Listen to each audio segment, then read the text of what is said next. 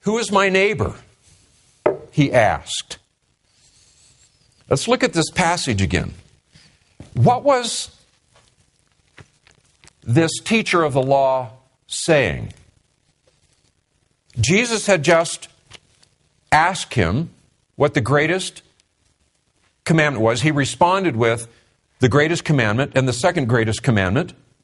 But then it says that he wanted to justify himself. So he asked Jesus, who is my neighbor? What was going on here? What was he trying to do? What do you suppose this teacher of the law was looking for? Checklist. A checklist. Yeah. Hey, I can handle that one. Why don't you just give me the list and I'll take care of that. You know, we like that.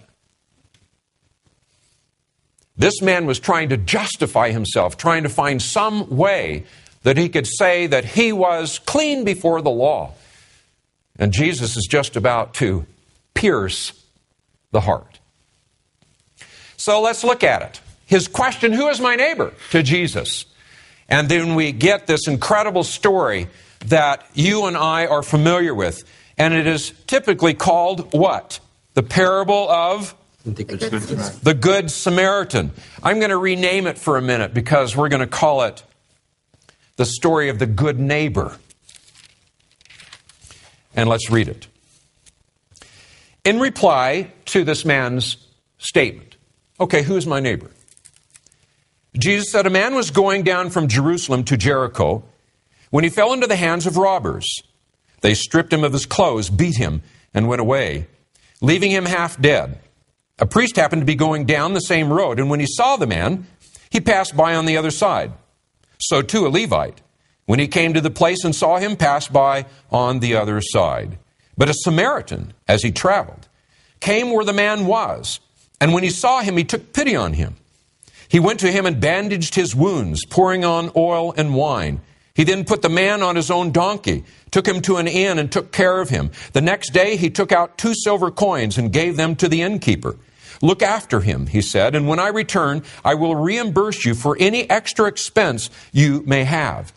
Which of these 3 do you think was a neighbor to the man who fell into the hands of robbers?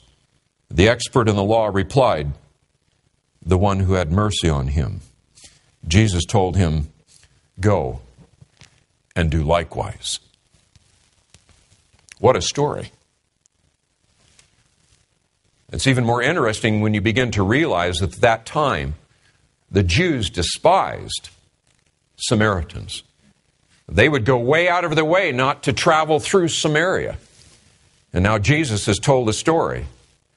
Both the priest and the Levite passed by a man who was in desperate need.